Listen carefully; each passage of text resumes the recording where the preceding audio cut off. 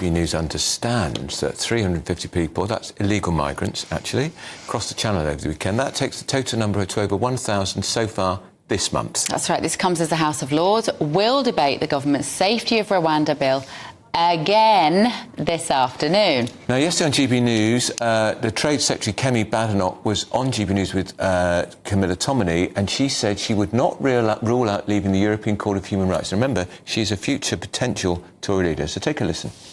People are exploiting our country. They think that they can do what they like, and a lefty lawyer from somewhere is going to help them out and help them to stay here. And they usually use the Human Rights Act, which is based on the European Court of Human Rights. And what I say to people is that this is something that we have not ruled out. It's not the first thing that we want to do. We have other plans first, because there are many good things that are in the Human Rights Act. And there are many rights which we have, which we don't want to just make go away. We have to think about a plan to keep what's good and remove what's bad. So we have to think about it very carefully. But I wouldn't rule it out.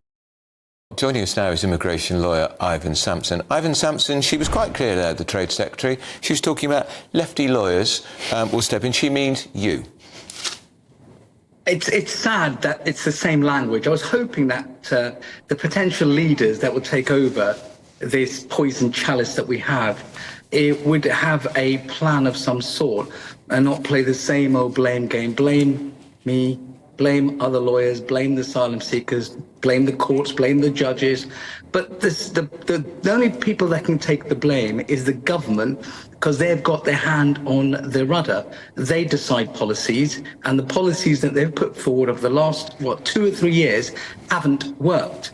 And not a single policy has brought one asylum seeker to remove. Look, in firm numbers, last year we had 29,000 small boat crossings. Out of that, only 1,200 people were actually removed. And that's irrespective of whether they were granted asylum or not.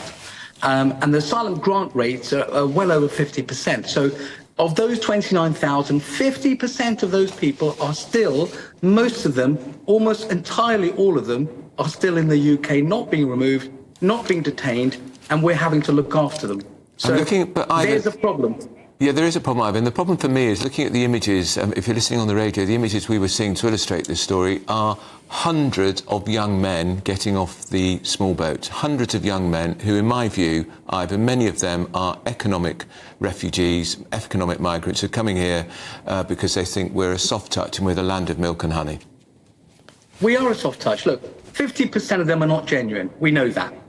Now, are the government removing them? No. In fact, worse than that, most of them don't even have any identity documents.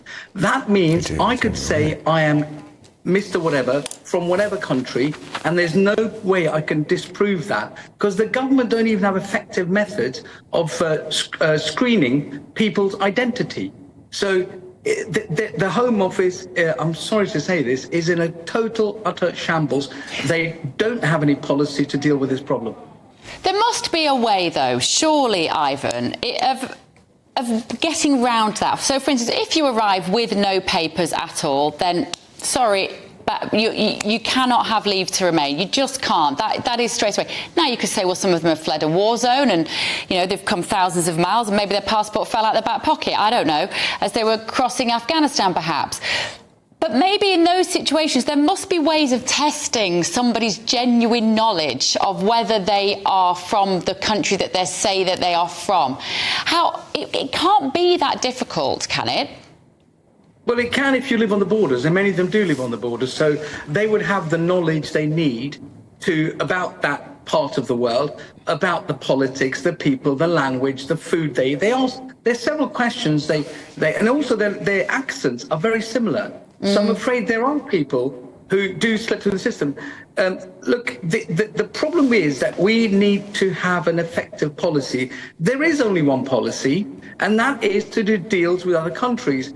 And if we don't have those bilateral agreements, as we did with Albania, which has worked because the numbers have come down by 50%, and the reason being because most of them were Albanians. That's why the numbers have come down from 2022, from the 45, 50,000 down to the 25, 29,000 last year. So what are the barriers to those deals, in your opinion? Well, the biggest barrier is Syria. It's in war. So many people are coming from Syria, for example. We're not on good terms with Syria. So the other solution is that everyone takes their fair share. And I agree with you, Bev. If you don't have identity documents, you should not be allowed to step on our shores. It's as simple as that, because we don't know who you are. You could be a terrorist, you could belong to Hamas or another terrorist organization. So I agree with you on that point. I'm a lawyer defending human rights. What I do also defend is our rights for our children, our people, not our people here who we don't know who they are. On that point, and finally, what Kemi Badenoch said, you talk about our rights, our people. Why do we need European courts to tell us what to do? Why can't we rely on our own system? What's so special about them? But it'll mirror the Human Rights Act, because if you look at the fundamental rights... But why do we need them to police it for us? Why can't we do it ourselves? Why don't you trust British Parliament? Well, this is the problem because of the new Is Rwanda Safe bill.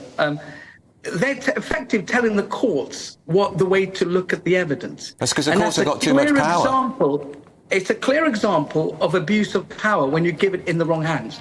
And I'm afraid the current lot don't deserve to have that power. Yeah, but Ivan, it's because the Human Rights Act gave too much power to the courts. The courts now decide laws in this country. Who gave them the power to decide the laws? They weren't elected. They're not accountable. But look, Andrew, if we hadn't had that, the Rule 39 measures, we would be sending people to a country who is run by a dictatorial killer. He is a dictator, a well-recognised human rights abuser, and we're jumping into bed with him, please. The United Nations sends people there. The United Nations sends people there, Ivan. 1,200, 1,400 this year. Andrew, that old chestnut, read the Human Rights Watch Well, it's true. Which is only out yesterday, OK? And I defy you, go into Kigali with a sign saying, Paul Kagame out, and we'll see what happens to you. So please, let's be realistic. If you did that in Britain with Rishi Sunak out, they'd all say yes. But it's not a safe country, Andrew, I promise you, no matter what people say. It's not. Look at the evidence. OK, all right, always good to see you. Ivon Sampson there, immigration lawyer. How did you think Kemi Badenoch did in that interview with Camilla commenting on GB News yesterday morning? Yes, she was. It was a good interview. Camilla was very robust, and she is very robust. She speaks the language I think people understand. She doesn't have a sense of humour, though, does she? She doesn't. I've got to say that. And I've met her a few times. I met her last week.